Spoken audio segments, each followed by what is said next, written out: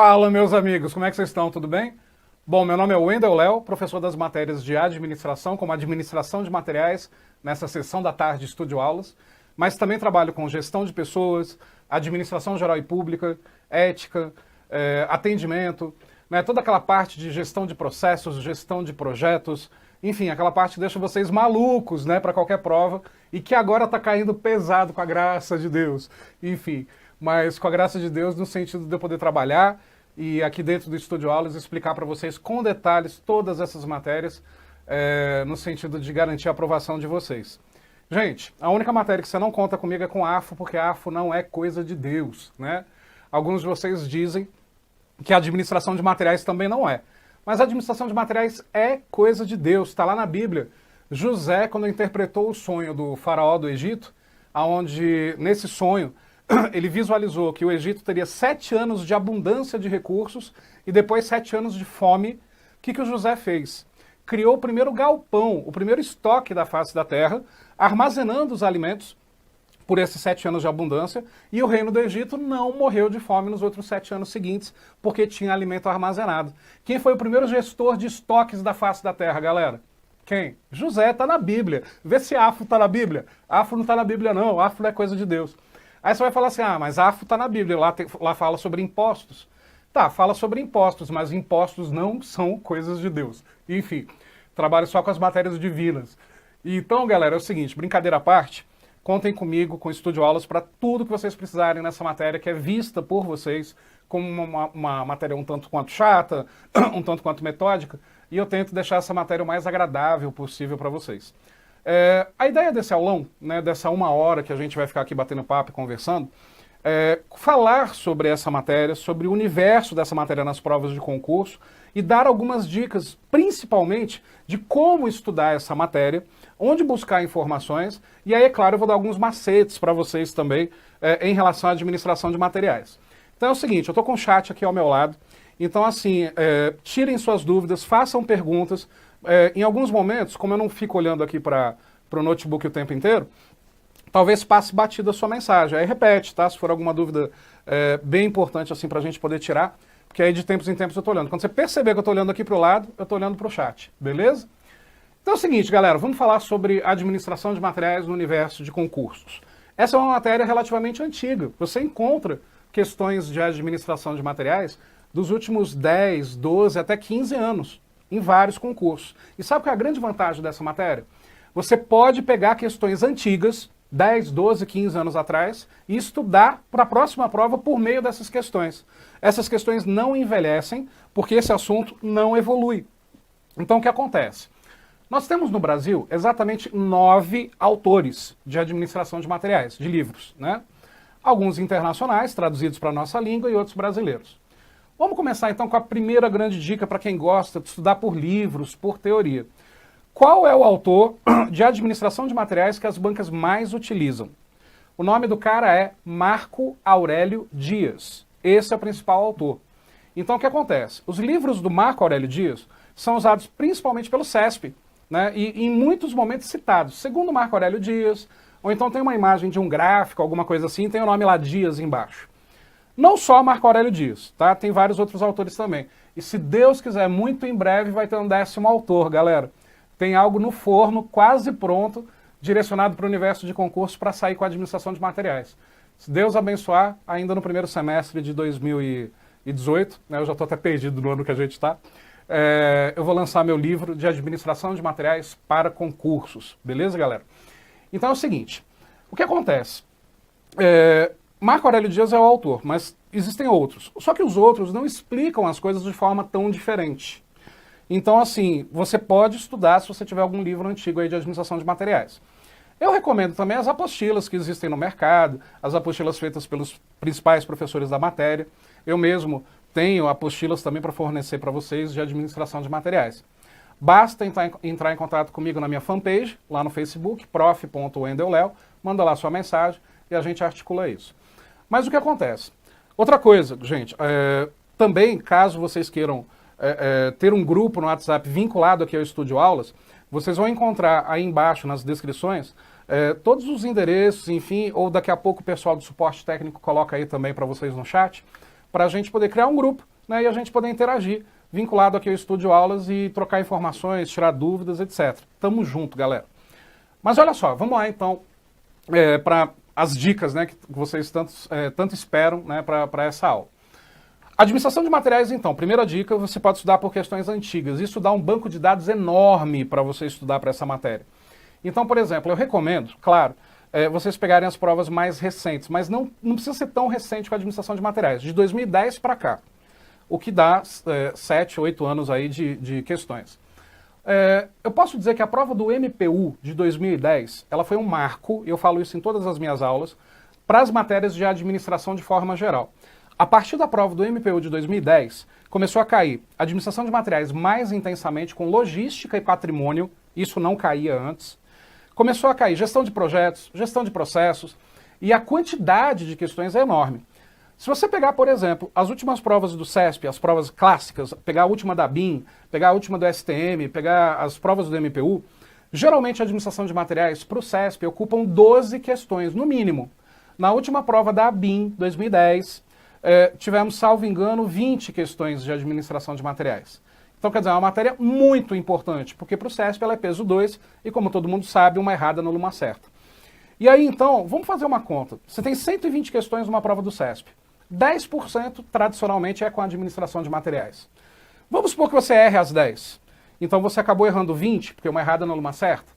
Já que é peso 2, multiplica isso por 2, você perdeu 40 pontos. Está começando a ficar fora da competitividade aí que as bancas tanto exigem. Então é uma matéria muito importante. Como estudar essa matéria? Para concurso, obviamente, você não precisa estudar tudo. Isso é um grande pecado que vocês cometem, de quando, por exemplo, sai um edital, você quer estudar o edital inteiro, né? Você quer estudar todos os detalhes, as matérias completas. Você tem que estudar sempre por meio do conhecimento teórico e por meio de questões.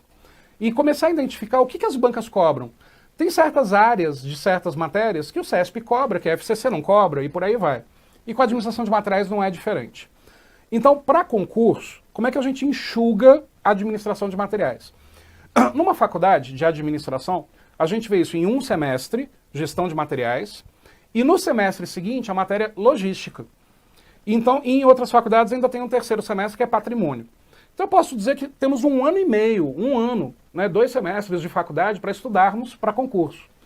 Então isso tem que ser enxuto.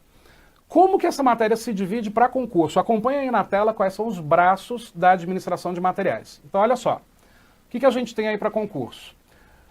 Quando a gente tem administração de materiais no edital, a gente então tem que estudar administração de materiais e patrimônio. Claro que se a banca for colocar mais questões vinculadas a patrimônio, ela cita o patrimônio no edital. Senão é apenas a administração de recursos materiais. E aí o que acontece? Olha os braços que a gente tem que estudar. A gente tem que estudar primeiro sobre compras dentro da administração de materiais. Depois a gente tem que estudar a parte de gestão de estoques, que é a maior parte da matéria, é aquela que envolve os cálculos matemáticos que deixam vocês malucos. Depois, uma terceira parte chamada logística, dentro de administração de materiais, que de 2010 para cá se tornou muito importante. E, por fim, patrimônio. Esses são os 4 braços da administração de materiais para as provas de concurso. Qualquer assunto diferente desses, não há tanta necessidade assim de você se aprofundar, a não ser que o edital peça.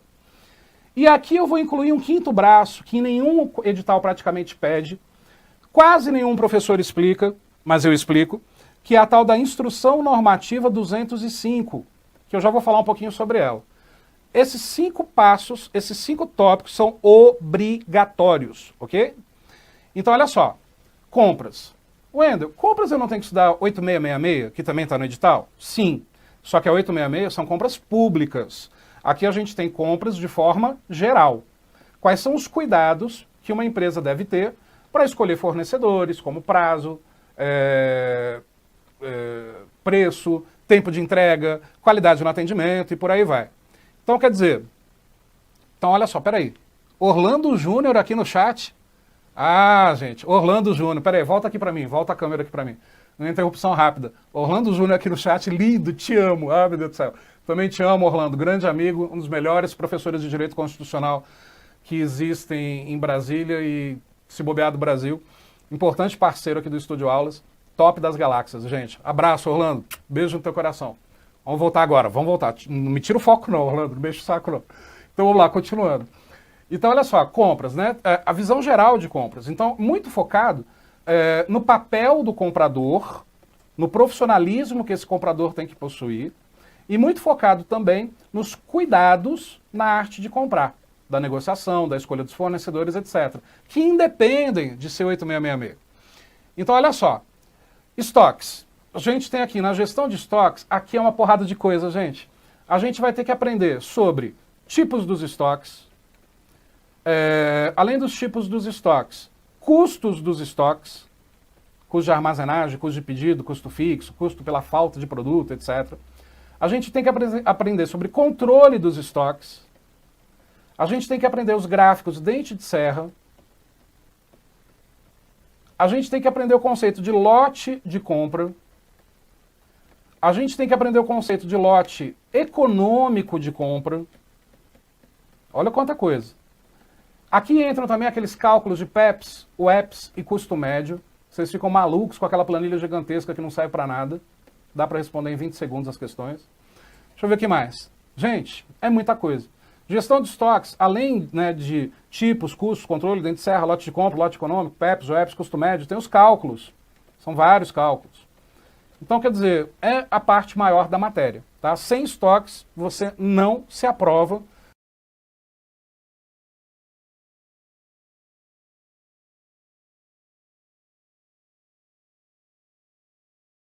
Que são utilizados, os cuidados com a movimentação do material, enfim.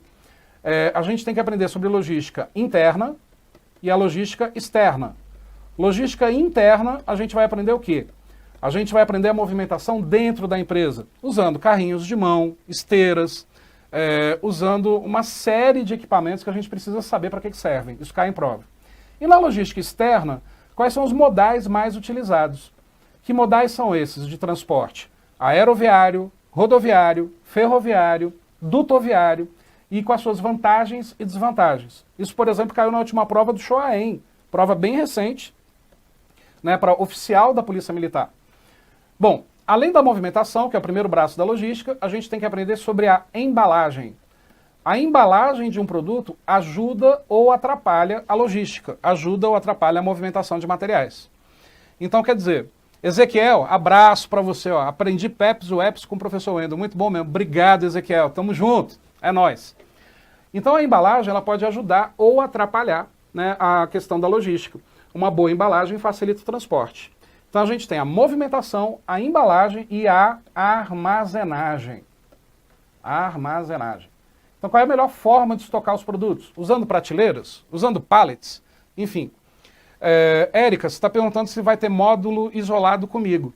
Estamos em negociação aqui no Estúdio Aulas, eu devo gravar um mega curso de administração de materiais muito completo, além de outras matérias na sequência. Aguarde notícias, Érica, vai acompanhando as redes sociais aqui do Estúdio Aulas e também nas minhas redes sociais que você vai ser informada sobre isso. Então, voltando, a armazenagem, então, a gente guarda em prateleira, a gente guarda em pallet, põe em caixas, tira a embalagem original para armazenar, deixa a embalagem original, tudo isso é o que cai. Patrimônio, que é o quarto braço da logística. Galera, pelo amor de Deus, volta aqui para mim, tela. Patrimônio, quando cair em prova, pelo amor de Deus, não vai focar o seu estudo apenas na parte contábil de patrimônio, porque é isso que eu vejo na maioria dos materiais por aí. O que as bancas vão cobrar sobre patrimônio é dentro da gestão de materiais. Então, o que a gente tem que entender sobre patrimônio? Qual é a diferença entre material e patrimônio? Material a gente compra para consumir, compra para revender, isso a gente estoca. Patrimônio a gente compra para usar. Então, por exemplo, esse computador, esse celular que você está assistindo a aula, é um patrimônio da empresa, por exemplo. Quanto mais a gente cuidar desse patrimônio, quanto mais a gente preservar, mais tempo ele vai durar. Então, patrimônio são cuidados muito diferentes, e é isso que cai em prova, os cuidados com o patrimônio, como adquirir os patrimônios e as diferenças da aquisição de patrimônio para aquisição de materiais.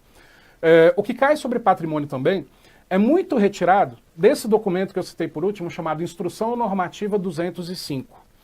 A Instrução Normativa 205 é um documento do governo federal que coloca as regras para a gestão de materiais e de patrimônio nos órgãos públicos. E aí a gente tem um problema na hora de qualquer prova. Quando tem uma questão e ela não citar coisa pública, ela não citar governo, ela não citar órgão público, você tem que responder de acordo, por exemplo, com a visão geral da matéria dos livros, como Marco Aurélio Dias, que eu citei, Pozo e vários outros autores. Se a banca citar dentro de órgãos públicos, você tem que responder de acordo com a Instrução Normativa 205. Quer ver? Olha só. MPU 2013. Não, continua aqui comigo. Falei, olha só, mas continua aqui comigo. MPU 2013, olha a questão que caiu. Para o melhor aproveitamento do espaço físico do estoque, é importante que as caixas armazenadas em prateleiras fiquem a 20 centímetros do teto. Questão certa ou errada, galera?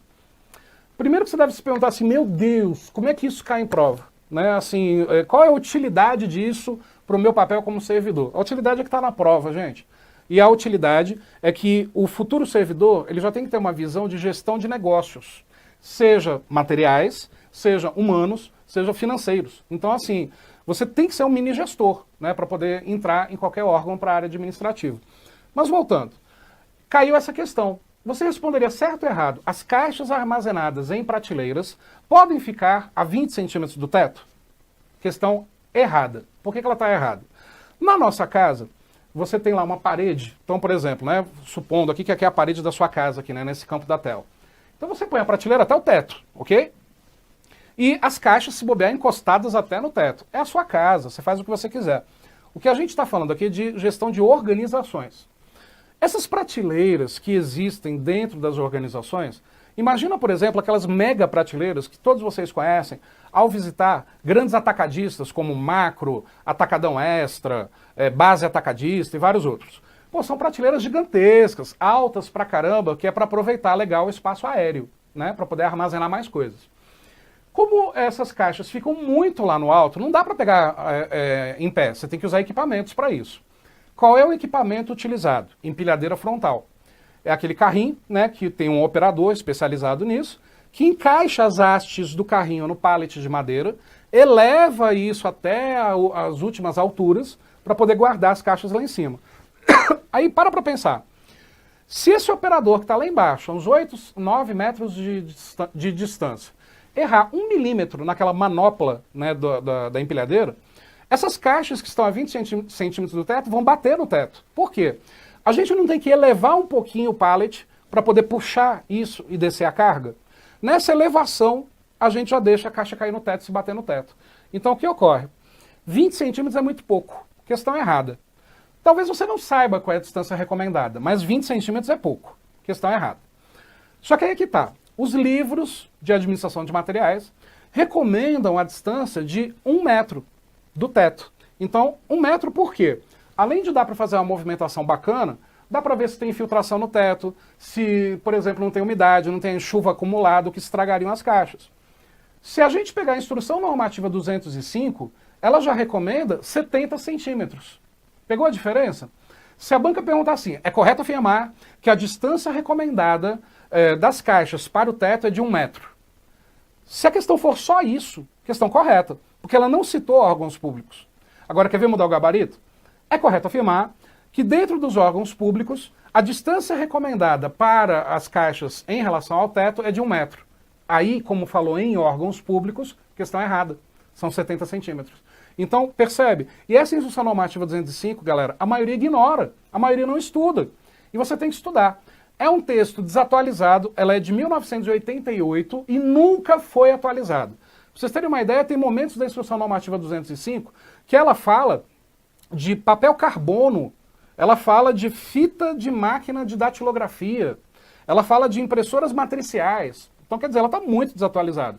Mas é esse o documento que a gente tem que estudar, falando dessas regras sobre como ocorre a gestão pública de patrimônio imaterial dentro dos órgãos públicos. Isso, de alguma forma, está associado a 8666? Está. Muito do que a Instrução Normativa 205 dita, a 8666 consolida. Entende? Então, é importantíssimo correlacionar esses assuntos.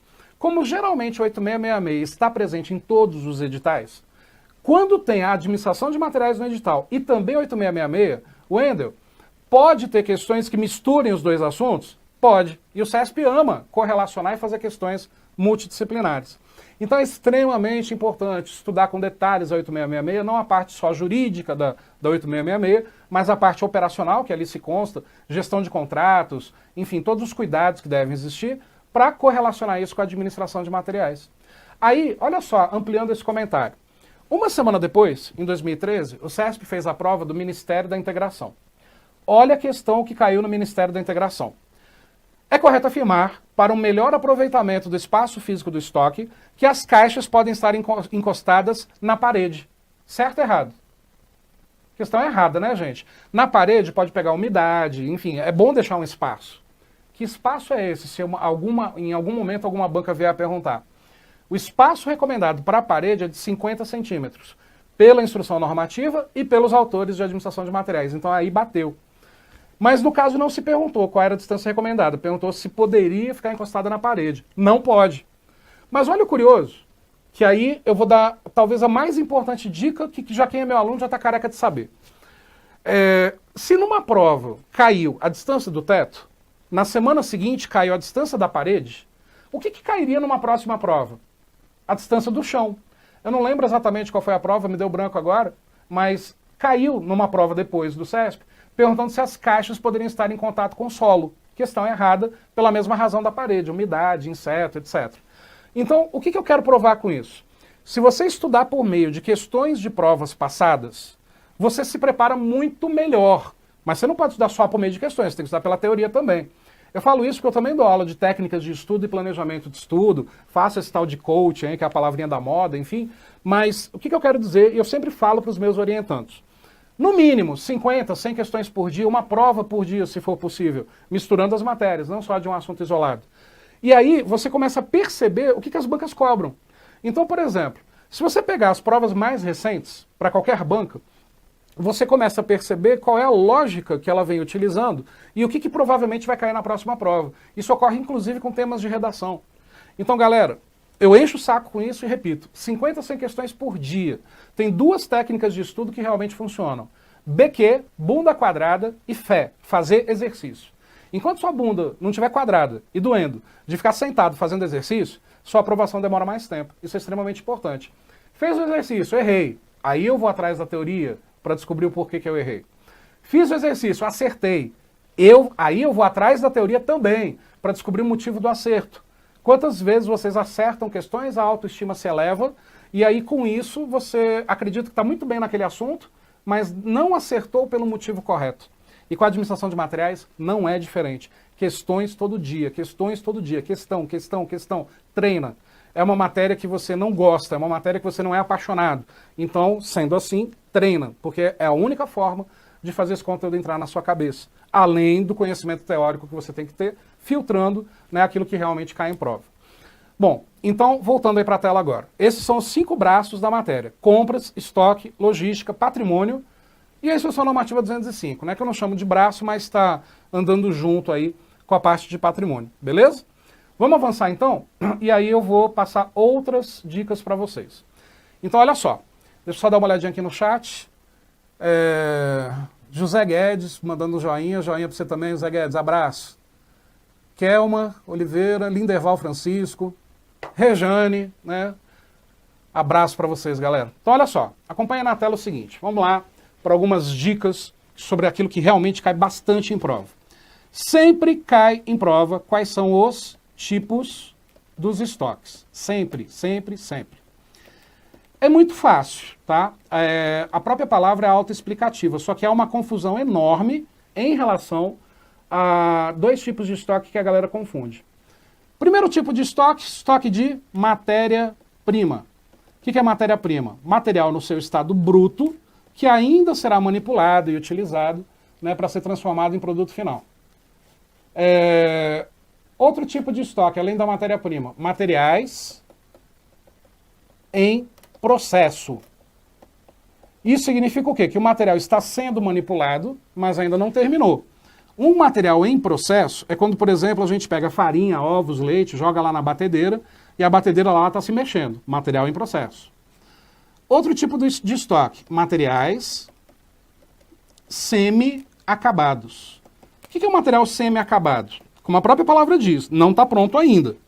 Mas já passaram várias etapas. Então, quer dizer, está quase pronto, está faltando ali 4 etapas, 5 etapas, não tem um número específico para isso. Mas ele está mais perto de ficar pronto do que perto de matéria-prima, material semi-acabado. Aí a gente tem também materiais auxiliares. O que é o material auxiliar, galera? Os materiais auxiliares, eles não compõem o produto final, porém, auxilia na transformação da matéria-prima em produto final. Exemplo, olha aqui para mim. A gente vai até uma padaria e compra um bolo ali pronto. Como é que esse bolo foi feito? Farinha, ovos, leite, etc. Matéria-prima, que está estocado ali na área, né, do estoque ali da padaria. Aí o padeiro começou a manipular. Pegou os ovos, pegou o leite, pegou a farinha, jogou lá tudo na batedeira, claro, quebrou os ovos para não ir com a casca. E aí a batedeira está mexendo, está misturando a massa, material em processo. Aí algumas etapas já se avançaram e a gente está naquela etapa agora da massa do bolo já estar pronta e eu vou daqui 1 hora confeitar esse bolo, semi-acabado. Esse padeiro, por exemplo, está usando uma luva de plástico para manipular o bolo. A gente não deseja encontrar essa luva de plástico no meio do bolo, concorda? Mas é um material que auxiliou na transformação da matéria-prima em produto acabado. Tudo bem que dependendo da padaria a gente encontra até coisa pior, né? Mas material auxiliar não vai no produto acabado. Aí beleza, o bolo está praticamente pronto. Falta ali colocar a cerejinha e levar lá para a prateleira. Como é que é o nome disso? Volta aqui para a tela.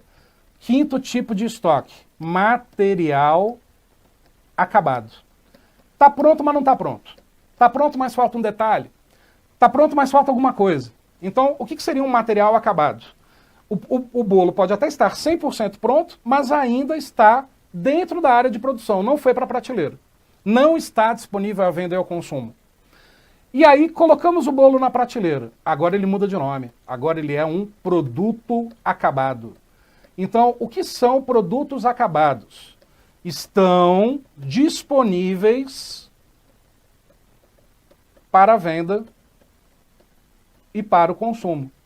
Isso é um produto acabado. Já está disponível para ser consumido. Agora, muito cuidado, galera, com o seguinte.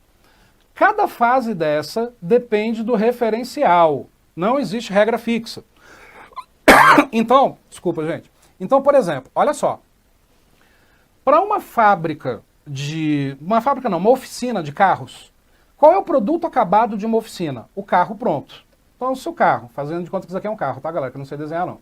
Se o carro está pronto, beleza, esse é o produto acabado da oficina. Então, para a oficina é o carro pronto. Aí o que acontece? Quebrou o vidro. E a oficina comprou um vidro de uma fábrica de vidros para colocar nesse carro. Esse vidro que a fábrica comprou, para ela, é matéria-prima. Por quê? É uma matéria-prima que será colocada no carro. Concordam?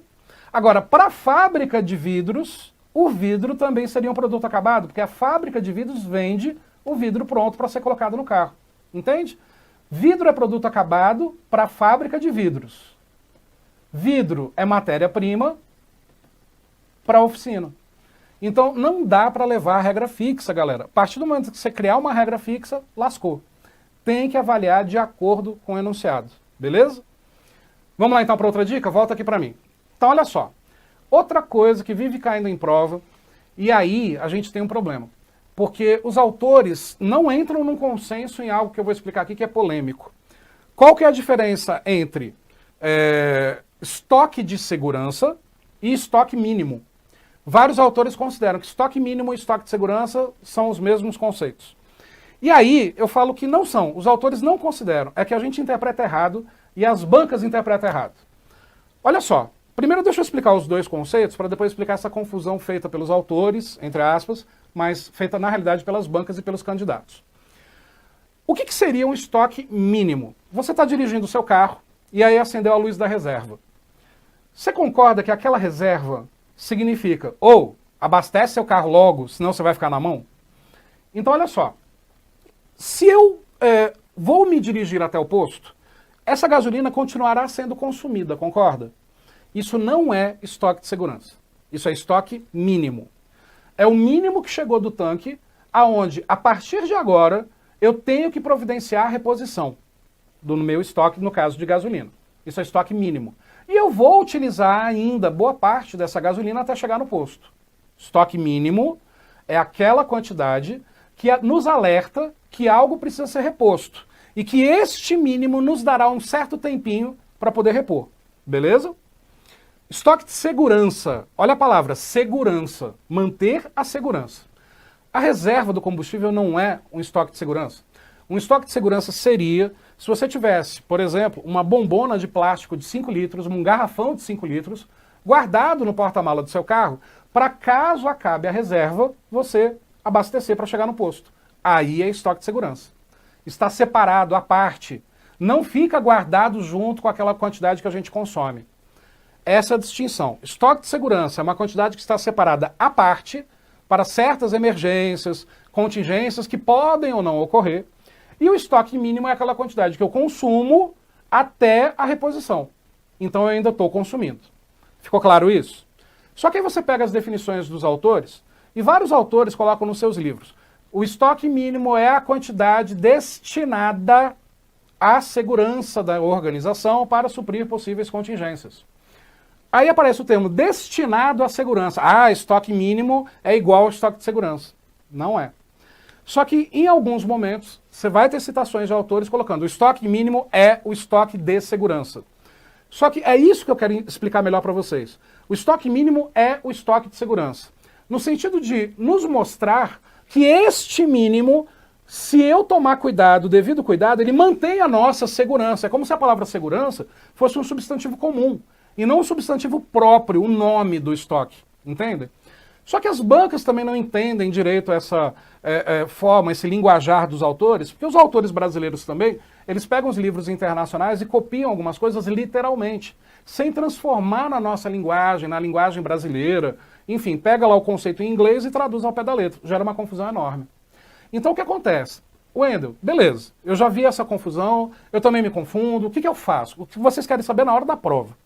Na hora da prova é o seguinte, se a banca afirmar o estoque mínimo é o estoque de segurança, correto, porque tem autores que falam isso. Se a banca afirmar o estoque mínimo é diferente do estoque de segurança, pois o estoque mínimo é consumido até o momento da reposição. Já o estoque de segurança é uma quantidade separada à parte para futuras contingências. Pode pôr correto também, porque tem autores que defendem isso. Então, quer dizer, você tem que analisar os contextos e a gente vai ter autores para defender qualquer um desses argumentos. Sorte é que isso não cai tão frequente nas provas, mas é algo que é realmente passível de uma certa confusão. Não esqueçam, em teoria e na prática, o estoque de segurança está separado à parte. Ele eleva os custos dos estoques, porque é uma quantidade a mais para possíveis contingências. Um exemplo disso é quando ocorre o tal do cálculo do tempo da reposição. O que acontece? Vamos supor que o fornecedor demora 10 dias para entregar para a gente. E em 10 dias a gente consome 50 caixas. Você concorda então que quando faltarem 50 caixas para acabar o estoque, é o momento que eu tenho que pegar o telefone e fazer o pedido? O chamado ponto de pedido. Enquanto o fornecedor não entrega, 10 dias vão se passar e eu estou consumindo essas 50 caixas. Isso não é estoque de segurança. Isso é o estoque mínimo que está acabando. Se o fornecedor honrar e entregar no 10º dia a quantidade que a gente comprou, eu capacito novamente esse estoque ao máximo, se for o caso, e eu não passei nenhum sufoco. Vamos supor que o fornecedor costuma atrasar. Então, não podendo negociar com outros fornecedores, não tendo como trocar de fornecedor, o que a gente faz? A gente adota um estoque de segurança. Vamos deixar separadinho mais umas 10 caixas? Porque caso o fornecedor demore para entregar, a gente usa essas 10, enquanto ele não entrega. Qual é a quantidade ideal do estoque de segurança? Tentativa e erro. Se o fornecedor atrasa, mas esse atraso é pequeno, eu deixo poucas caixas. Se esse fornecedor é lá na China e demora 4 meses para entregar, eu vou ter que deixar um container dessas caixas. Se o fornecedor é do outro lado da rua e me entrega na hora que eu preciso, então eu não tenho que me preocupar em ter esse estoque de segurança. Percebe? Não existe uma quantidade fixa. Tanto é que olha a fórmula do estoque de segurança. Volta aí para a tela. Fórmula do estoque de segurança. Estoque de segurança é igual a C vezes K. Fórmula mais ridícula do mundo. O que é C, galera? Consumo. O que é K? Fator qualquer. Tentativa e erro. Aqui é um fator qualquer. Então, por exemplo, eu consumo 10 caixas por mês. Multiplico isso por um fator qualquer, tentativa e erro, e está ali o nosso estoque de segurança. Se não houver mais a necessidade, esse fator qualquer é igual a zero. E numa multiplicação, qualquer valor multiplicado pelo fator zero é igual a zero. Então, o estoque de segurança não seria necessário. Olha só, galera. Outro conceito que cai muito em prova. já que eu falei sobre isso para explicar o estoque de segurança para vocês. Tempo de reposição. Quase todas as provas têm uma questão sobre o tal do tempo da reposição. Tempo da reposição é o seguinte, olha aqui para mim. Vamos supor que você é comprador de uma empresa, pegou o telefone e fez o pedido para o fornecedor. Ô Zé, manda aí para mim 10 caixas. Você concorda que a partir do momento que eu desligar o telefone, o tempo está passando? E a reposição então tem que ocorrer. Muitos acreditam que o tempo da reposição começa quando a gente faz o pedido. Esquece, o que cai na prova é teoria. Em teoria, e todos os autores concordam com isso, o tempo da reposição começa quando eu detecto a necessidade. Então, por exemplo, abri a porta do estoque e caramba, acabou. Já está rolando o tempo, galera. Porque enquanto você demora para poder fazer um pedido, o tempo está passando e o atraso vai ocorrendo. Então, o tempo da reposição começa quando eu detecto a necessidade. Detectei a necessidade, começou a reposição. Quando que termina a reposição? Quando o material chega. Quando o material chega na porta da empresa ou dentro do almoxarifado? Dentro do almoxarifado. É aí que chega, é aí que termina o tempo da reposição. Então presta atenção. Banca. Quando começa o tempo da reposição? Para todas as bancas. Quando eu detecto a necessidade. Quando termina o tempo da reposição? Termina quando o material chega dentro do almoxarifado, dentro do estoque, do armazém ou do depósito, é tudo sinônimo. Claro que tem algumas diferenças, mas de forma geral é sinônimo. E depois de verificada a qualidade e aceito para a gente guardar esse material dentro desse espaço físico. Esse tempo da reposição, então, galera, ele é desmembrado em 3 tempinhos. As bancas vivem cobrando isso também. Tempo de emissão do pedido, tempo de preparação do pedido e tempo de transporte. Volta aí para a tela, vamos anotar isso. Então, o tempo da reposição é composto a tempo de emissão do pedido, que é o tempo que demora do "ih, caramba, acabou", até eu pegar o telefone e fazer um novo pedido. Tempo de preparação do pedido, que é o tempo que leva para o fornecedor começar a separar a carga, colocar no caminhão, emitir nota fiscal, liberar para a saída. E aí depois a gente tem o tempo de emissão, preparação e o tempo de transporte. Quando acaba o tempo do transporte? Quando o material chega dentro da empresa. Então isso, né, seriam as 3 etapas dentro do chamado tempo da reposição. Então um mais o outro é o nosso tempo da reposição. Sempre cai nas provas. Beleza, galera? Volta aqui para mim. Quer ver outra coisa que cai muito em prova, dentro então desses conceitos aqui que eu estou explicando? Ponto de pedido. Existe uma fórmula matemática para o ponto de pedido. E nessa fórmula matemática, você tem 3 possíveis chances de errar. Primeiro, esquecer a fórmula. E segundo, esquecer de fazer algumas conversões que são necessárias. O que é o conceito do ponto de pedido? O ponto de pedido não é o momento do tempo, é o momento do estoque. Chegou na caixa X, pega o telefone e faça o pedido. Isso é ponto de pedido.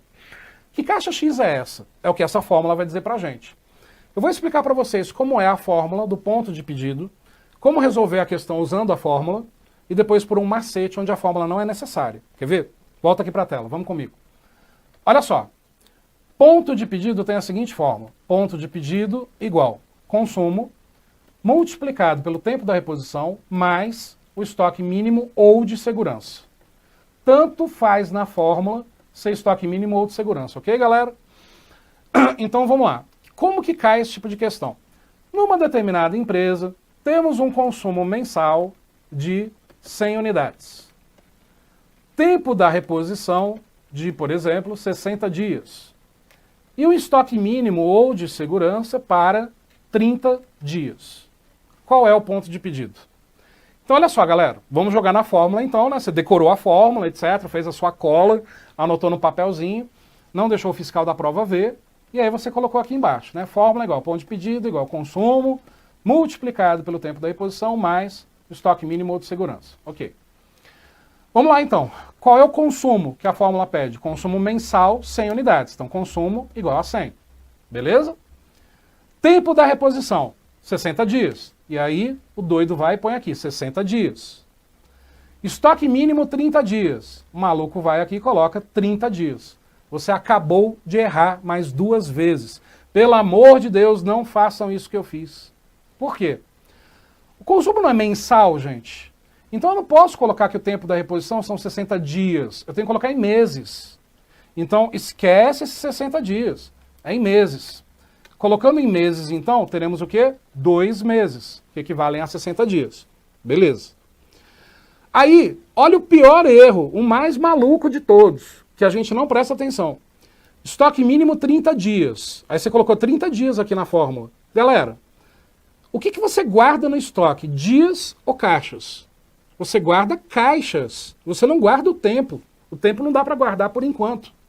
Então você teria que transformar esses 30 dias em caixas. Se o consumo mensal é de 100 unidades, em 30 dias eu consumo 100 unidades, certo? Então, aqui você errou de novo. Aqui no caso você teria que colocar 100. Aí dá certo. Agora deu certo. 100 vezes 2, 200, mais 100, 300. O que isso significa? Que o nosso ponto de pedido é de 300 unidades. Isso é, chegou no nível de estoque, onde faltam 300 caixas para acabar o estoque, faça o pedido para o fornecedor. E aí, com isso, a gente tem, se o fornecedor não pisar na bola, a garantia de que vai receber no prazo certo. Galera, bacana, pegou isso? Só que isso aqui é inútil, não precisa disso. Vou passar para vocês um macete. Vou apenas copiar aqui ao lado os dados que eu coloquei aqui do enunciado. Consumo mensal, 100 unidades. Tempo da reposição, 60 dias. E estoque mínimo, 30 dias. Só copiei. Olha o macete, galera. Primeiro passo do macete. O consumo não está em meses? Então a gente vai transformar o tempo da reposição e o estoque mínimo em meses também. 60 dias são quantos meses? 2. Coloca aqui ao lado. 30 dias são quantos meses? 1. Coloca aqui ao lado. Segundo passo do macete, você vai somar esses dois resultados. 2 mais 1 é igual a 3. Parabéns. Terceiro e último passo do macete. Você vai pegar esse número e multiplicar pela quantidade consumida, do consumo. 3 vezes 100, 300. Acabou a questão. Sem fórmula. Tá, vamos de novo. Uma empresa tem um consumo quinzenal de, por exemplo... Ixi, a letra aqui é horrível. Minha letra já é feia, gente. Ainda mais aqui nessa tela. Consumo quinzenal, por exemplo, de 200 unidades. Tempo da reposição, 45 dias. E o estoque mínimo para um mês. Quer ver pelo macete? Esquece a fórmula. Consumo não é quinzenal? Se ele é quinzenal, então vamos lá. 45 dias são quantas quinzenas? 3. Um mês são quantas quinzenas? 2. Soma, 3 mais 2 igual a 5. 5 vezes 200, 1.000. Esse é o ponto de pedido. Acabou, sem fórmula, sem dor. Duda Campos, deixa eu ver aqui. Professor, vai cair todos esses conteúdos para técnicos? Deixa eu só terminar a dica do macete e eu já te respondo, Duda. Pegaram o macete, galera? A coisa mais fácil do mundo. Vamos só para mais um exemplo? Uma empresa tem um consumo mensal de, por exemplo, 80 unidades. Tempo da reposição de 2 bimestres. E, pô, caramba, 2 bimestres é tempo pra caramba, 4 meses, né, esperando essa reposição. Deve ficar lá na China esse fornecedor. Estoque de segurança para 4 quinzenas. Olha a banca querendo criar uma questão aqui para confundir o nosso cérebro. De novo, o macete. Consumo não é mensal? 2 bimestres são quantos meses? 4. 4 quinzenas são quantos meses? 2. 4 mais 2, 6. 6 vezes 80, 6, 12, 18, 24, 30, 36, 48, 48. 480 unidades é o nosso ponto de pedido. Fácil, né, galera? Sem a fórmula, beleza? Volta aqui para mim. Vamos lá, respondendo aqui a pergunta da Duda. Professor, vai cair todos esses conteúdos para técnicos? Duda, cai. Se tiver administração de materiais no edital, são todos esses tópicos que você tem que estudar. Galera, não tem diferença de administração de materiais para nível médio ou para nível superior, beleza? Assim como em várias matérias. Tá lá no edital, o grau de complexidade é o mesmo. Eu até diria que para nível médio, geralmente é um pouco mais difícil. Mas é o mesmo conteúdo. Beleza, Dudinha? Bom, vamos continuar. Rafaela Carbonelli está pedindo, faz um macete de PEPs. Vamos lá então, vai fazer um macete de PEPs aqui. Vamos supor que uma determinada empresa, vou criar os números aqui da cabeça, tá, gente? No dia 1º, teve a entrada de 100 unidades. No dia 5, teve a entrada de mais, sei lá, 50 unidades. Vamos colocar os valores, né? Dia 1º entraram 100 unidades a R$10 cada uma. No dia 5 entraram 50 unidades a Vamos aumentar o preço aqui, porque diminui a quantidade, né? R$15 cada uma. No dia 8, supondo aí, teve a saída de, deixa eu ver, 70 unidades. Beleza? Vamos fazer só com essas três movimentações. Galera, vamos supor que o enunciado seja esse, lá na sua prova, e a banca está te pedindo para calcular o valor do custo do estoque final por PEPs, por UEPs e por custo médio, ok? Olha só. Dia 1º entraram 100 a R$10 cada. Dia 5 entraram 50 a R$15 cada. Dia 8 saíram 70 unidades. Qual o valor do estoque final por PEPs, UEPs e custo médio? Vocês se acostumaram, e não está errado, tá?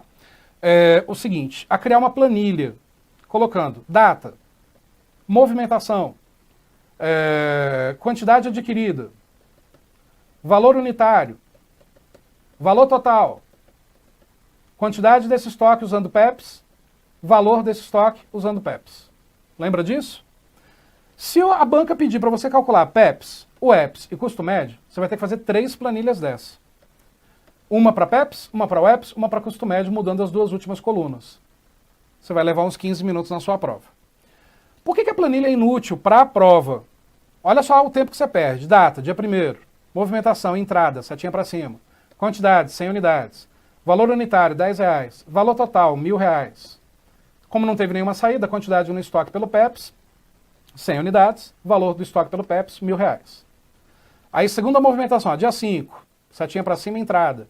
Quantidade adquirida, 50 unidades. Valor unitário, R$15. Valor total. Aí, olha o que você faz na prova. Você multiplica 50 vezes 15, 15, 30, 60, 75, R$750. E coloca aqui 750. Você já errou. Porque aqui não é valor total, você teria que ter somado com esses R$1.000 que já estão aqui em cima. E aí, aqui você já erra, porque você vai continuar alimentando dessa forma. Aqui você esquece de colocar 150 unidades, coloca só 50, e aí já errou, galera. Então, esquece essa praga dessa planilha. Isso daqui é coisa de contador. Isso daqui é coisa de quem quer complicar a vida de vocês. Tô brincando, gente. Contador não quer complicar a vida de ninguém, não, tá? É que tem uma rixa aí entre contadores, administradores e economistas no mercado. Rixa besta, rixa idiota, né? Todo mundo tem que se ajudar. Mas para a hora da prova, você tem que ganhar tempo. Esquece esta planilha, beleza? Então, olha só. Dica. Acompanhe o raciocínio. Esquece valores por enquanto. Esses valores não nos interessam agora. Por quê? Concorda que a planilha você vai multiplicar várias coisas, somar, subtrair. Vamos primeiro calcular quantas caixas sobrou no estoque. Depois a gente vê o valor. Olha o raciocínio, não é PEPs. Primeiro que entra, primeiro que sai. Então, dia 1º entraram 100, beleza. Dia 5 entraram 50, beleza. Dia 8 saíram 70. Galera, se está pedindo PEPs, essa saída de 70 se dá primeiro do dia 1 ou do dia 5? Se dá primeiro do dia 1, primeiro que entra, primeiro que sai. Concorda? Tirando 70 das 100, vão sobrar quantas? Vão sobrar 30. E as 70 foram embora. O que sobrou no meu estoque? 30 caixas do dia 1º que eu paguei 10, 50 caixas do dia 5 que eu paguei 15. Agora sim, você multiplica e soma os dois resultados. 30 vezes 10, 300, mais 50 vezes 15, 750. E aí temos R$1.050 como valor do estoque final pelo PEPs. Acabou, sem planilha, chega. Tá, e se a banca pedisse o UEPs, Wendel?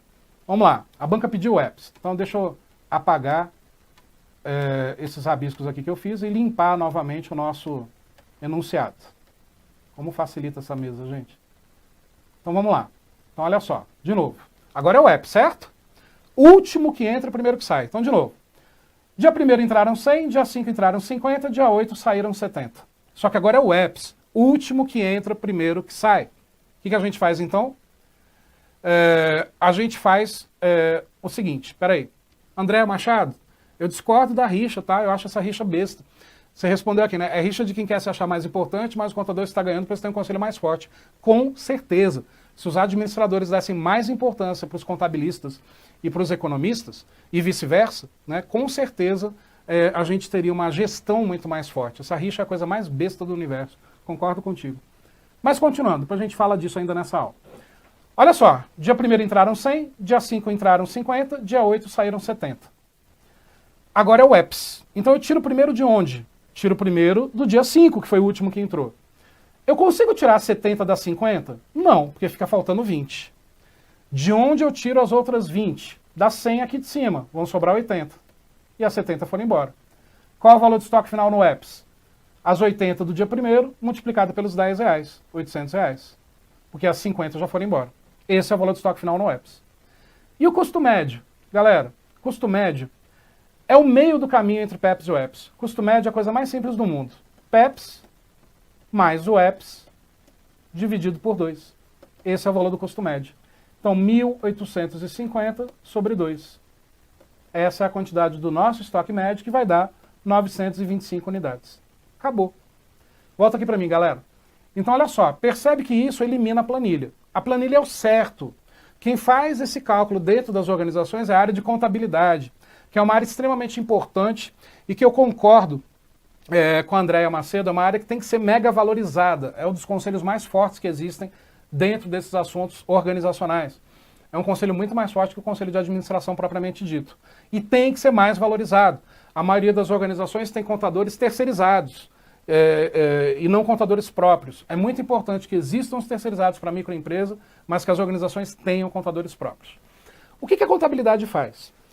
A contabilidade, qual é o grande papel dela? Ela faz, por exemplo, cálculos de custos internos, faz essas planilhas de PEPs, WEPs, custo médio, enfim, de todos os custos internos da organização, mas também faz as planilhas, os razonetes, os balancetes, para apresentação da contabilidade da organização para o governo e para a tomada de decisão do administrador financeiro, da organização como um todo. Claro que isso é o certo, aquela planilha gigantesca que a maioria aprendeu. Só que você concorda que na hora da prova você tem que ganhar tempo? Para ganhar tempo, diminuindo a chance de errar, esse macete. Só que não coloquem na cabeça que ao ter assistido esse macete, vocês já sabem e vão conseguir fazer. Treino, treino, treino, treino. Treine várias vezes. Começa a contabilizar o tempo que você gasta montando a planilha e o tempo que você gasta pelo macete. Para quem já é formado na área de contabilidade, para quem tem experiência na prática com essa planilha, pelo amor de Deus, continue com a planilha, já que você tem prática com isso. Porém, se esse assunto é um assunto muito novo para você, vá pelo macete, que certamente você também vai atingir o mesmo resultado. Sobre esse debate, sobre contadores, administradores e economistas, desde a época de faculdade eu defendo a ideia de uma integração entre essas três profissões, que infelizmente o mercado ainda não adota. O administrador se acha muito importante porque toma as decisões para a organização. O economista se acha mais importante ainda porque tem uma visão mais macro do negócio, o planeta como um todo, etc. E o contador, sem ele, nenhum dos dois faz nada. Então, quer dizer, tem que ter uma integração muito importante entre os três assuntos, que sempre cai em prova. Ao estudar administração, você tem que ter noções de contabilidade, você tem que ter noções de economia e de vários outros assuntos. Vamos continuar com as dicas, então? Galera, fórmulas. Quais outras fórmulas caem em administração de materiais, Wendel? Existe também a fórmula do custo de armazenagem, mas antes disso eu vou explicar o conceito. O que é o custo de armazenagem? Quanto custa guardar? Quanto custa armazenar? Quanto mais a gente guarda, mais esse custo se eleva. Então isso é um custo diretamente proporcional ao estoque. Existe uma fórmula do custo de armazenagem? Existe, mas entendendo o conceito primeiro. Vamos supor que essa sala, onde eu estou aqui no Estúdio Aulas, é o espaço físico que a gente vai utilizar para guardar os materiais da empresa. Bom, ao guardar os materiais aqui, a gente tem um custo deste espaço físico, concordam? O aluguel. Seja o prédio próprio ou alugado, existe um custo desse espaço físico, porque ele poderia estar sendo utilizado para outra coisa. Além disso, quanto mais caixas eu tenho nessa sala, mais gente eu vou precisar trabalhando nessa sala. Aquilo que eu chamo carinhosamente de OS, mais orelha seca. E eu já fui orelha seca estoquista durante um bom tempo da minha vida, lá no início da carreira, carregando caixa nas costas todo dia.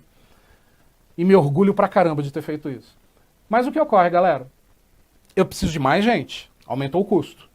Além disso, quanto mais caixa eu tenho guardado, mais eu tenho que pagar para o fornecedor. O que aumentou com isso? Custo de capital, dinheiro parado, que poderia ter sido investido. Além disso, eu vou precisar de fazer manutenção nessa sala, uma limpeza, uma faxina, uma troca de lâmpada, água, luz, telefone, energia, custos de manutenção. Esses são os 4 custos dentro do custo de armazenagem. Custo de capital, que é o custo do dinheiro parado. Custo com pessoal que trabalha no estoque, carregando caixa. custo com manutenção disso, equipamentos, manutenção do espaço físico, e o custo do próprio espaço físico, o custo com edificações. Wendel, calcular o custo de armazenagem é simplesmente somar esses custos? Em teoria, sim. Só que existe uma fórmula. Que fórmula é essa? Volta aí para a tela. Fórmula do custo de armazenagem. Então, olha só. Custo de armazenagem é igual quantidade guardada no estoque, óbvio, né? Se quanto mais caixas eu tenho, mais caro fica, tem que ter a quantidade. Tempo, T, mais tempo guardado essas caixas, mais caro tudo isso fica. P, que é o preço de cada caixa que eu paguei para o fornecedor. Quanto mais caixas eu tenho, mais dinheiro parado eu tenho. E por fim, I, que é o coeficiente de armazenagem. Essa é a fórmula do custo de armazenagem que eu vi lá na faculdade, que está nos livros de administração de materiais. Só que na ocasião, meu prezado professor da faculdade disse que essa quantidade tem que ser dividida por 2. Aí o bicho pegou, galera. Olha só. Levantei a mão. Olha aqui para mim, tela. Levantei a mão. Falei, professor, eu entendi a fórmula do custo de armazenagem. A quantidade faz sentido. O preço de cada caixa faz sentido. O tempo que cada caixa ficou guardada faz sentido. Coeficiente de armazenagem é um cálculo interno que as organizações fazem, que chega à seguinte conclusão. Guardar esta caixa equivale a 15% do seu preço, por exemplo. Então esse é o I, o coeficiente de armazenagem. Fez tudo sentido. Só que não me fez sentido ser dividido por 2. O que o professor na faculdade, na ocasião, me respondeu? Olhou feio, emburrado, com essa cara fechada que eu estou fazendo aqui, e falou assim, não sei, só sei que é assim. Bom, quando a praga de um professor de faculdade fala isso, eu já fui professor de faculdade vários anos, dá vontade de matar, mas você tem que ficar calado. Por quê? Vai ficar de marcação, vai te reprovar por falta, vai pegar suas colas. Fiquei calado e engoli. Quis o destino que anos depois eu me tornasse professor primeiro em faculdades, aqui em Brasília, e eu fui trabalhar com administração de materiais. Ao preparar as aulas, falei, meu Deus, se algum aluno um dia me perguntar por que essa quantidade tem que ser dividida por 2, o que eu respondo?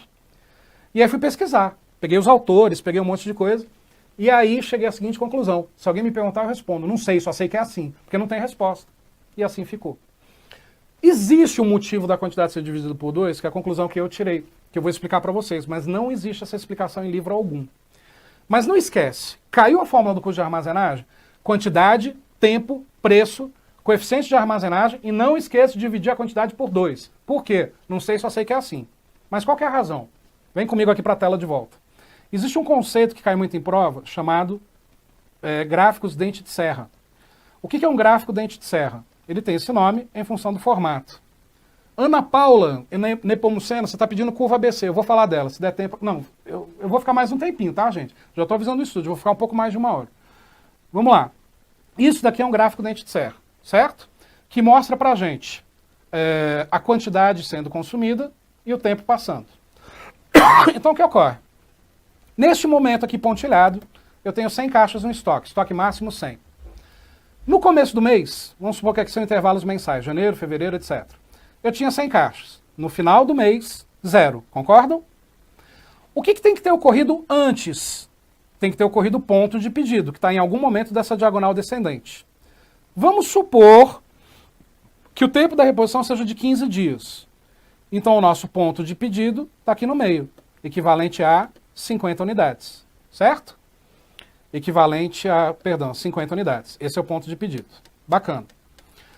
Galera, por que a quantidade tem que ser dividida por 2? Se eu tinha 100 caixas armazenadas nesse estoque no começo do mês, e no final do mês eu tenho 0, vocês concordam que eu só posso calcular custo de armazenagem em função das caixas que ainda estão estocadas ou em função das caixas que permaneceram estocadas?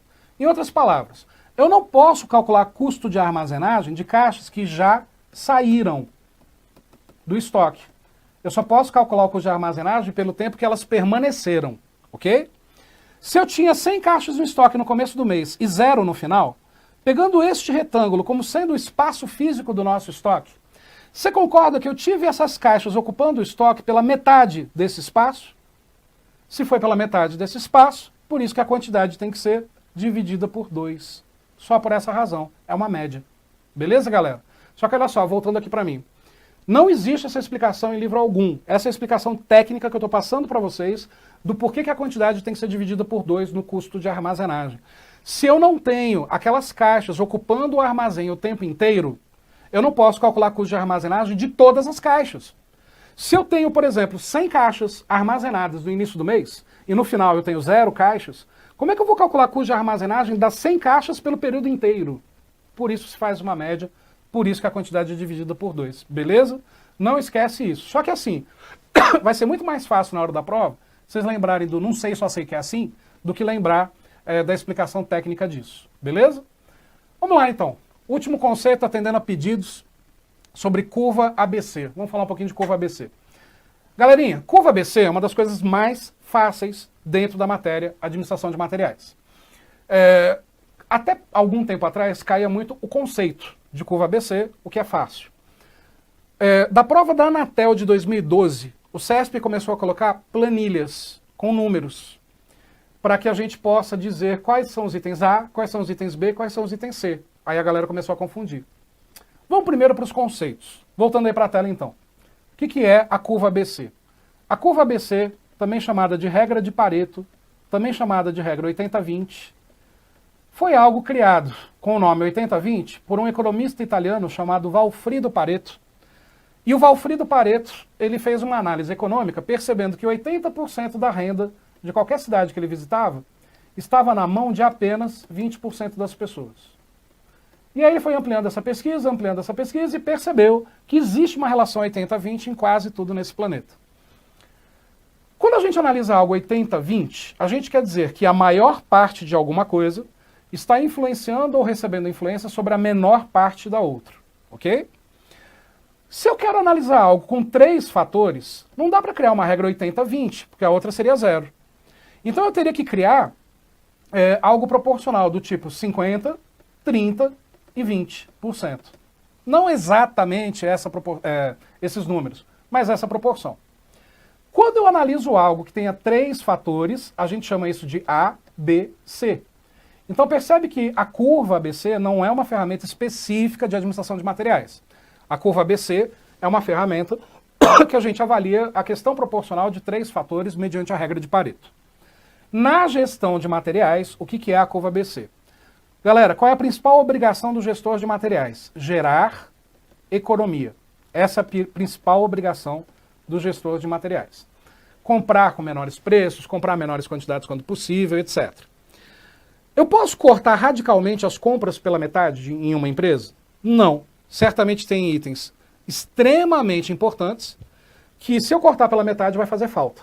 Então a gente classifica os itens como sendo A, B e C. Onde os itens A são os mais importantes da empresa. Então, ó, primeiro critério é a importância. B, importância. Os itens B têm importância intermediária. E os itens C, menor importância. Beleza? Aí, olha o segundo critério da curva ABC dentro de administração de materiais. Custo. Os itens A são os mais caros. Os itens B são mais ou menos caros, custo intermediário. E os itens C são os mais baratos. E por fim, terceiro critério da curva ABC, além da importância, além do preço, é a quantidade de itens. Então os itens A são os que a gente tem menor, menos quantidade de itens. Gravem isso que eu estou reforçando, tem um motivo para isso. Itens B, quantidade intermediária de itens. E os itens C, maior quantidade de itens. Você deve estar estranhando, esse cara é muito chato, por que ele está falando itens com essa ênfase? Porque este é o motivo do erro de vocês em questões de curva ABC. Vocês acham que aqui é quantidade de caixas, de unidades, e não é, é quantidade de itens, que é diferente. Wendel, como assim? Tela, volta para mim. Olha só, se eu compro 500 canetas, você está considerando então que, pô, é caneta pra caramba, muitas canetas, e são. Só que caneta é um item, o nome caneta, um item. Então, na curva ABC, o grande segredo para você gabaritar as questões que tem planilha e tem gráfico é não esquecer isso. A curva ABC não analisa a quantidade unitária de todos os itens. Não analisa o valor unitário de todos os itens. Ela analisa quanto eu pago em canetas, quanto eu pago em papel, quanto eu pago em filtro do ar-condicionado. Percebe? Não interessa a quantidade unitária de cada item. Interessa o nome do item e quanto que eu gasto nele. Isso é curva ABC. Se você não esquecer isso, você nunca mais erra a questão de curva ABC na sua vida. As questões teóricas, se citar caixas ou itens, respeita essa regra que eu coloquei aqui na tela, tá tudo certo. Agora, quando tiver gráfico, quando tiver planilha, não. Quer ver? Volta aqui para a tela. Vamos simular aqui uma questão que eu me lembro de cabeça que já caiu em prova, só não vou lembrar dos números exatos. Vamos supor o seguinte, uma determinada empresa compra, por exemplo, papel, resmas de papel. 500 resmas no ano, a R$10 cada resma. Pagando consequentemente com isso, então, R$5.000 em resmas de papel no final do ano. Então temos aqui, ó, item, quantidade adquirida, valor unitário, valor total no final do ano. Valor total anual. Ok? Aí essa empresa também compra caneta. Ela compra caneta e ela compra 1.000 canetas. Essas 1.000 canetas que ela compra, ela paga, por exemplo, em cada caneta. Vamos colocar aqui, deixa eu ver, ela paga 50 centavos em cada caneta. Então, R$1.000 a 50 centavos, ou 1.000 canetas a 50 centavos, gastamos então R$500 com canetas no final do ano. Parei por aí, vou colocar só esses dois exemplos. Bom, estou afirmando que um desses itens é A. Qual seria, na sua opinião? Se você observar, galera, pela quantidade, você vai dizer o quê? Que o papel é o item A, que é o item que a gente compra em menor quantidade. Ok? Agora vamos para os valores. R$10 cada resma. O papel é o mais caro. Pronto, o papel é o item A. E você acertou. Só que eu afirmo para vocês o seguinte, na hora da prova, olhar para essas duas colunas te induz ao erro, porque a banca vai te sacanear. Você só tem que olhar para cá. Qual o nome do item e qual o valor que eu pago no final do ano. Só isso. Papel, um item, eu gasto R$5.000. Caneta, outro item, eu gasto R$500.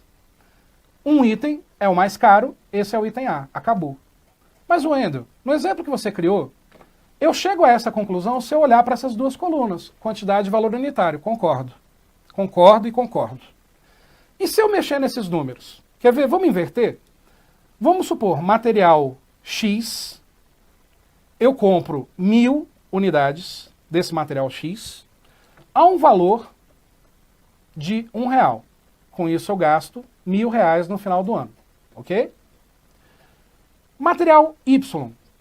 Eu compro, por exemplo, um item durante o ano, apenas um item, e esse item, então, custa para a gente 50 centavos.